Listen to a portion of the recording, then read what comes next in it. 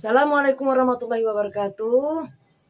Bertungkat ke adat bahasa Bapegai ke pengaturan. Bertemu lagi dengan saya Dayang Bubut. Ya di sini seperti biasa ya banyak informasi dan segala macam pemberitahuan ya dari Dayang Bubut. Ya setelah melakukan sebuah perjalanan singkat. Jadi di mana saya ya dalam sebuah urusan ya harus mempercepat sebuah proses ya untuk mendapatkan ya status siaran saya yang menjadikan sesuatu ya dengan kejelasan lalu di mana fakta terkait ya dengan apa yang menimpa saya yang katanya tabrakan apa kereta melawan mobil ya bagaimana pahamnya sudah saya katakan dari awal saya orang ya dengan bahasa khusus ya bisa maknanya berkonotasi ya setelah saya menerjemahkannya ada banyak bagian orang dengan bagian mereka yang ada di bagian saya. Demikian juga ketika orang berusaha untuk menganalisa bahasa saya, mengambil peranan dalam peralihan bahasa. Jadi setiap posisi akan menentukan hasil dari ya penjabaran, penguraian yang sekaligus bisa memposisikan bagian-bagian yang melibatkan ya banyak orang, banyak kelompok ya terkait ya tentu tidak semua masalah mungkin ada satu pasal ya yang bisa ya dibahas ya ini terkait dengan adat bagaimana pasalnya adalah adat untuk menetapkan bagian ya di sini saya sebagai orang dengan bahan atau materi yang dibahas. Demikian ketika orang kembali kepada dirinya di bagian manapun mereka terbentuk terikat dalam sebuah sistem, bisa ikatan atas nama suku.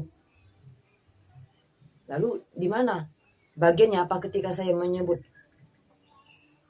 ya banyak bagian yang memiliki garis singgung atau titik temu yang kesannya bertabrakan ya di dalam kehidupan bahkan lebih luas semesta ketika bahasa bisa terkait dengan banyak pemahaman yang ada di luar konteks saya sebagai orang Dayak seperti Dayang Sumbi, kaca benggala, broken window dan sebagainya. Jadi di sini saya seperti biasa kembali siaran apapun tidak akan mengubah saya. Hanya waktu dan jadwal acak, random. Sudah saya katakan kalau saya sibuk mungkin sedikit waktu untuk saya berbagi. Mungkin seandainya ada lagi perubahan. Bagaimana ketika ada yang Bubut mengalami perubahan dalam status keluarga negaraan sudah diuji coba. Bagaimana status di masyarakat? Ya, saya ditekan dengan unsur kriminal. Apa ini teknik? Bagaimana saya menjadi seorang kriminal yang bisa lepas dari jerat hukum? Atau bisa jadi bagaimana saya seorang yang menjadi target untuk ditangkap beda yang Bubut.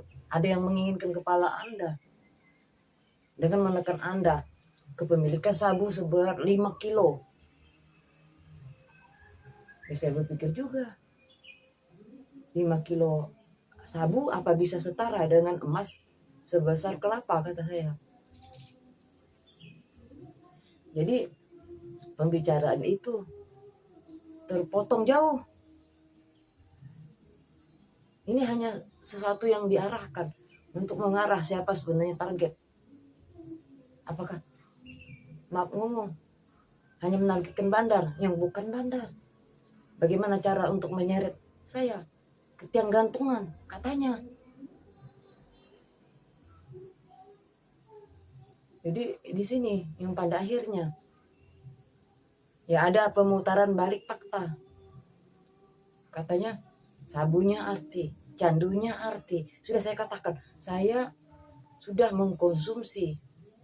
Ya karena tiweh, karena mangkok merah. Karena leluhur saya memanggil saya dalam seremonial kebangkitan yang tidak satu orang pun akan mengerjakannya. Ketika engkau adalah salah satu orang, ya bukan yang dipilih atau terpilih. Ya, apa bisa saya menentukan pilihan? Tidak. Saya tidak menyadari doa saya seperti apa. Keinginan saya seperti apa. Karena itu menjadi rahasia saya dengan Sang Pencipta, pemilik yang namanya nyawa. Jadi di situ ya saya berpikir,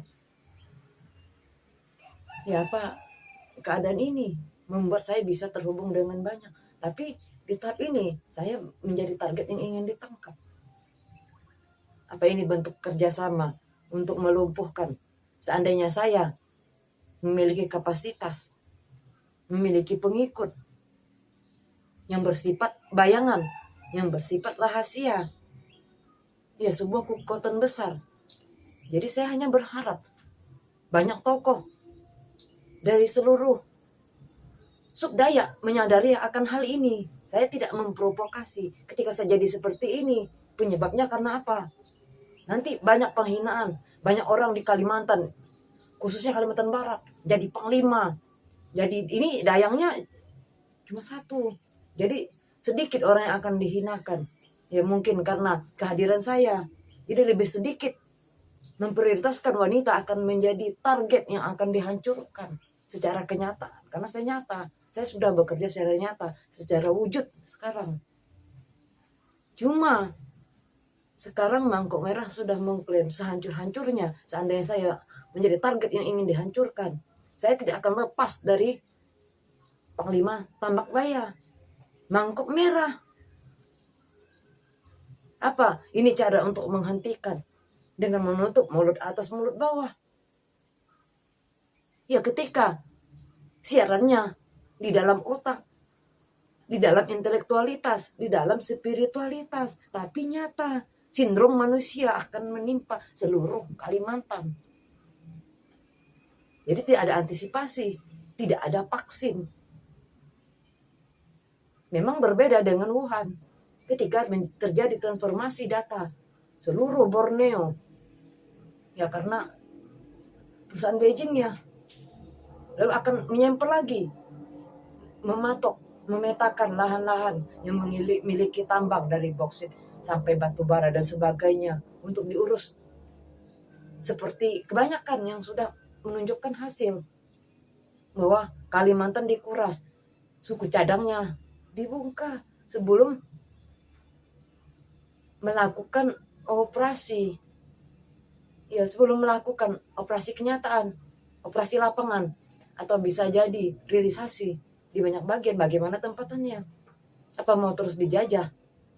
Jadi penonton? Sangat sulit mencari yang katanya Taipan, orang Dayak. Kan begitu, pengusaha lokal yang benar-benar berkuasa, memiliki manajemen yang memadai untuk mempekerjakan orang-orang. Sehingga siapapun layak untuk bekerja tanpa benturan, tanpa penyerangan, tanpa diskriminasi. Ya, jadi di sini, ya bagaimana kerjasamanya? Katanya ada koordinasi TNI, polisi, pemerintahan, perusahaan. Lalu di mana tempatan? Ketika ada orang seperti saya yang tidak memiliki pengaruh, tidak memiliki jabatan, duduk hanya sebagai kreator, itu pun kagak pilar-pilar, belum menghasilkan. Jadi di sini saya tidak menekankan atau menyalahkan banyak pihak dari atas sampai ke bawah untuk terkait data. Ketika orang mengalami hal ini, seandainya saya ditawari, ketika Anda memiliki kecukupan dalam uang tanpa harus menjadi tenar, apakah Anda akan melakukan perbaikan data? Data menyusul berdasarkan kepentingan, kata saya. Seandainya satu miliar pun di tangan saya, belum tentu semudah itu urusannya. Seandainya tidak, masih ada pertinjau yang dilakukan banyak pihak untuk data orang seperti saya. Maka saya katakan betapa mahalnya ketika saya bisa meloloskan data orang lain, membersihkan aksesnya. Ya hanya karena saya mementingkannya, karena ada kebutuhan. Sedangkan saya merasa jauh lebih penting, tapi masih terabaikan. Jadi saya tidak pernah menekan banyak pihak. Ya untuk menuntut, saya harus dapat lebih. Sedangkan harga mereka bukan main-main. Ya hanya untuk orang yang dianggap menyulitkan saya. Tapi ketika ada bagian mereka, dengan pantas tidak mungkin menarik potensi mereka untuk dirugikan dengan ya harga mereka untuk diamankan, karena memang memiliki peluang tidak untuk menghancurkan saya atau banyak pihak di bagian saya. Ketika itu lewat, saya tidak akan terhubung. Bukan untuk saya tidak disalahkan atau bertanggung jawab atas apa yang akan terjadi, bahkan atas siapapun. Orang dengan bagiannya, saya dengan bagian saya. Saya tetap mengklaim saya Dayang Bubut, Dayang Borneo, Dayang Bubut dengan keadaan saya. Ya saya tetap melakukan banyak bagian. Hanya saya minta dalam 1 bulan ini ya beri ketenggangan. Ya untuk saya juga harus menyusun banyak bagian. Bagaimana cara saya siaran, bagaimana akses saya, data saya dan sebagainya. Jadi kalau memang diperjelas tanpa menuntut monetisasi dan sebagainya, ya bisa apa adanya. Ya memperkecil pengeluaran, tapi tetap melakukan akses siaran seperti prinsip ekonomi dengan modal sekecil-kecilnya, tetap mendapatkan keuntungan dari siaran. Bagaimana caranya tetap bisa berbagi atau share.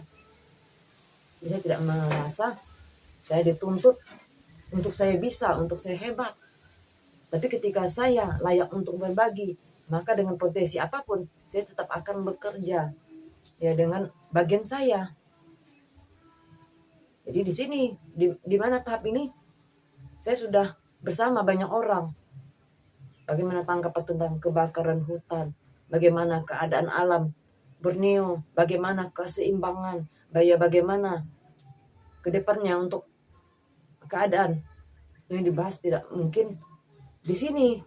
Jadi ada bagian yang menghususkan bagian hutan, ya hutan bebas, hutan lindung, maksudnya hutan yang luas, yang belum dirambah, tapi sudah yang mengintip karena sensor akses masyarakat tempatan tetap mendominasi dengan hak hutannya. Jadi bukan hanya ya hutan yang hutan belum dirambah tetap menjadi bagian, menjadi problem untuk tahap ini. Saya rasa ya cukup sampai di sini dulu. Ya adil kata Lino bacur minka surga bahasa ingat kaju bata. Arus.